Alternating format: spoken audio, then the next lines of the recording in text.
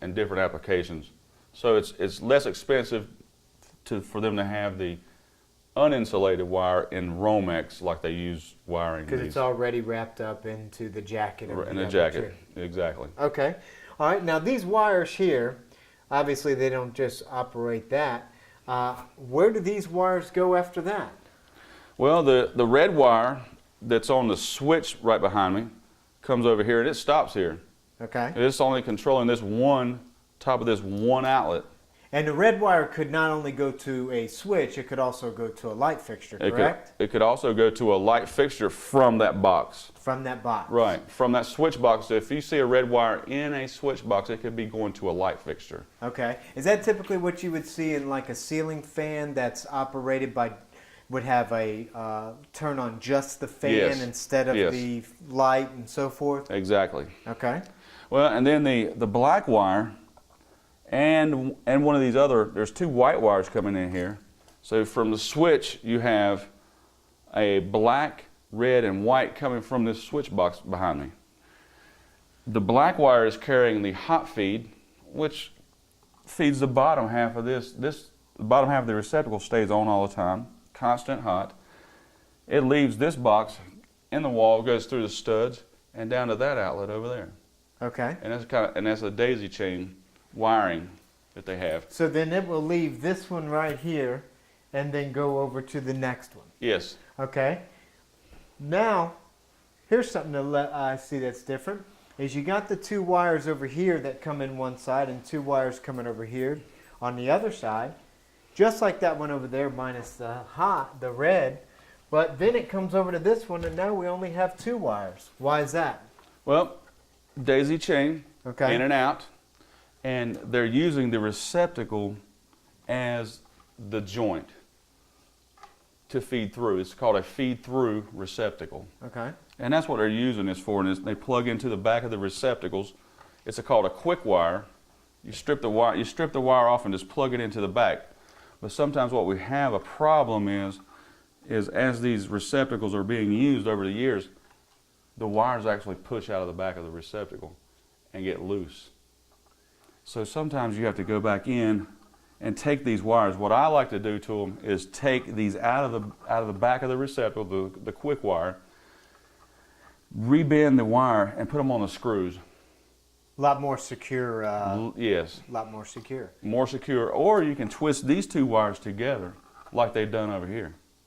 Okay. You can twist these two black wires together, make a pigtail, add another piece of wire, and put one wire on the screw. Okay. So this one only having the two, this is obviously probably the end of the circuit. Is that correct? Well, this receptacle, what they did was made the pigtails. Oh, okay. They've got multiple wires in here. Now, and you come over here and you go, well, they pigtailed here and they came to this receptacle. They came out and we go to another one. Well, why do they have three wires? Why do they have all three of these cables in here? There's three cables actually in this box. Right. But there's probably an outside receptacle or a storage unit right outside here that's got a light in it. So they may have came from here, went into the storage unit to a switch, okay, or a pull chain out there, and then went to that light. So if that is the case, they had to twist these wires together and make this connection on the receptacle. So if we are like, this is an exterior wall, we have a window right here, and we do have a storage room right behind us, more than likely they just did this for purposes of not running that long of a wire and just tied in right there, and then the circuit that is opening and closing will be the light fixture. That's correct? right. So this is actually feeding the actual storage room. Right. So if we ever run into any issues or anything as far as the storage, electrical, or anything, more than likely we can check the exterior wall. Exactly. Because that's where it'll be wired in. Yeah. So out there, there's probably there's one wire out there in that light fixture out there. One wire there. Wow. Gotta tell you, I learned something more today that I didn't even know. You know, this exterior wall here more than likely is feeding that storage room. So it's going to make it a lot easier to troubleshoot if we have an electrical problem. That's right. Well, now let's move on to something that we've always done, probably have hung 100 of them, but let's just go into how it is done correctly. let's talk about wiring in a light fixture. All right, I noticed this light fixture here has some insulation here. So I'm going to guess that this actually is here to protect from the heat that the bulbs give off. Is that right? That's right. That's right, Ray. And also there's insulation here to protect the wires from the socket because of the heat. There's insulation on the wires here, little slip protectors that slide over the wire. That's to protect the wire there also from the heat that is created by the bulbs. So more like a fluorescent light fixture, more than likely wouldn't have insulation because it doesn't give off as much heat, correct? Right, they don't give off as much heat and they may not have as much insulation, but if a fixture comes with insulation, you have to put it up there. Sometimes it's hard to find your screw holes through the insulation, but they cut them out here, here, and usually there's a little slice in the insulation there to make it a little easier for you to put up. Right. But it takes a little time, so never ever get rid of this insulation. Okay. Because it's protecting that wiring up there, and if that gets hot, it will crack and break and create a problem up there. Dave, looks like we got the installation instructions down, so why don't you go ahead and show us how to hang this? Okay, and there's a tech tip also. Light fixtures can only be installed using an 832 screw. Okay, why's that? Well, it's a national code for one, and then the actual 832 screw is big enough to hold up to, I believe, a 30-pound light fixture, an 832 screw. So that is the only one, and the boxes that they put in are designed to accept only an 832 screw. So by weight and by what the box is designed for, yeah, that's the screw that we need to use. All right, well, if you'll do us a favor and show us how to hang this. All right. First, what we want to do is connect the ground wire.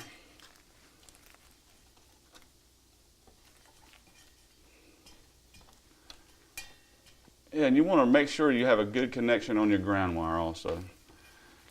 And your ground wire should also, if your mounting bar has a ground screw on it, you want to always mount to that, your ground wire to, usually comes with a green screw. Right. You always want to use that also. Now let me ask you about that since you're on that topic. When we're hanging a light fixture, should we always hook up ground first? I do.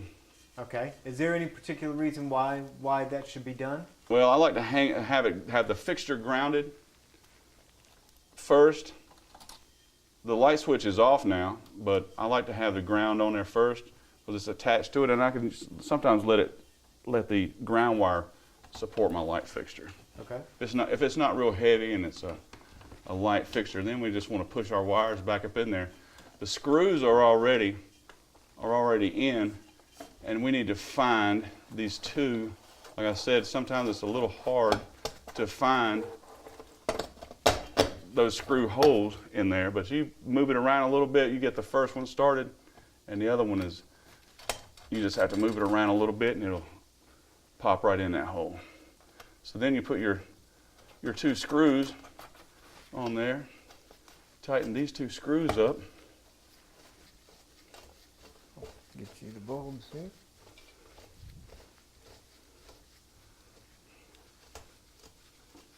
You know, this fixture is going to take two fluorescent bulbs. Let's screw right in. Let's see what we got here. Voila, just like that. Put our cover on.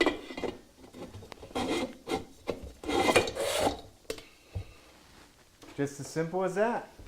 Hanging light fixtures are real easy. Now we're going to move on to troubleshooting a GFI. Now we're talking about a GFI outlet. You typically find those in kitchens and bathrooms. And right now, David's going to explain to us exactly how you troubleshoot and wire one in. Okay, what we've got here is a GFI outlet. Now, the GFI in here is made to protect the downstream load side receptacles in this kitchen, and they're required in kitchens around sinks, and outside receptacles and all.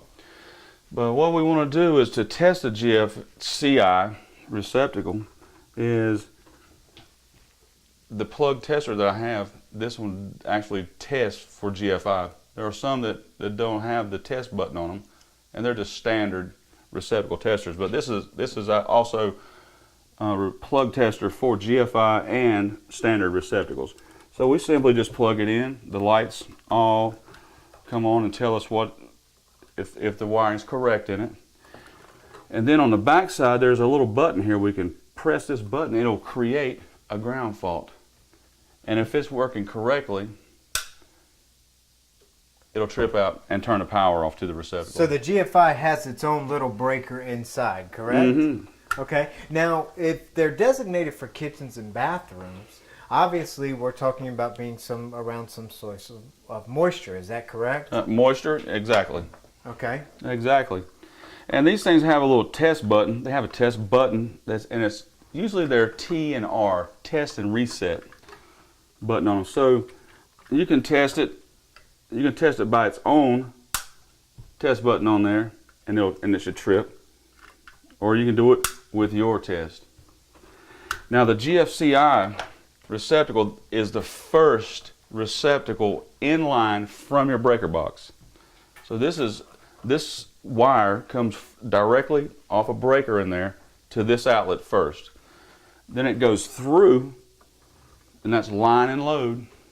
It goes through here and daisy chains to other outlets in the kitchen. So the bathroom one would have a GFCI in it as well, and it would be first in line as well. Exactly. So if we've got an electrical issue at one of the electrical outlets in the bathroom or the kitchen, this will be a good starting point for us to go to make sure that we have power feeding from the actual panel, because it's feeding that breaker first in line, that GFI first in line. But only in the kitchen. The kitchen outlet, the kitchen GFI outlets are only kitchen area. Right. The bathroom would have its own GFI and on another circuit. On another circuit. Right, another circuit. So it could be connected to like a lights and receptacles circuit. Right, for the bathrooms. But a kitchen, only receptacles in the kitchen are on the GFI. Okay, and I remember you telling us that we have a little bit of a bigger breaker because we have small appliances, we have blenders, toasters. Right. Amp draw probably goes up, so we need a little bit of a bigger breaker. That's right. Now, is there any in particular different way to wire this receptacle rather than a regular one? There is. Okay. And what you have on a GFI receptacle is a line and load, just like we've been talking about from the beginning at the breaker box outside the main disconnect and your breakers. You have a line and a load. Your wire coming from your breaker box to this outlet would be your line. And on the back side of this receptacle, it says line and load. Up on the top and the bottom screws are load. So you always want to make sure that you get your white wire and your hot wire from the breaker box on the line side of this device. Otherwise, they don't work right. Okay. And they may not, and the newer ones will not work at all if you reverse them and you get it wired on. They won't even work at all. So Old nothing ones will happen. That's right. Okay. All right. Yeah. So you always got to make sure. And the only way you can test to make sure, the only way you can make sure of the line on this is to actually have the power on from the breaker box and test the two wires. That's how I do it, is test between the neutral and the hot from the breaker box. That way I know that is my line side of for the receptacle. So we'll have 110 on one side. If it's coming from the line, from the breaker box, we could trip that out and see whichever one has the power or the two wires that have the power from the breaker panel. From the sides, from here and here. And if you have 110 volts with it off, that's your line. But what I like to do is pull all the wires off of it, because if you're changing the receptacle out, and you get that, at that point, you're going to have these wires loose. And one trick to keeping these wires because the hot and the neutral have to be the correct pair, then you would pull these wires out, separate them, turn your breaker on, and test. and then go ahead and hook these up. Okay. Well, that sounds good. Sounds like it's pretty simple repair. Sounds like it's pretty simple troubleshooting. I'll let you get back to stuffing that thing in there. You know, I got to tell you, I learned a lot about electrical today. And I want to thank my good friend David Long for joining us today and showing us all the electrical fundamentals. We hope you've enjoyed this video, and we think that you will learn a lot by following the simple rules, safety being the number one whenever you're troubleshooting electrical. Thanks for stopping by. Good luck on your test.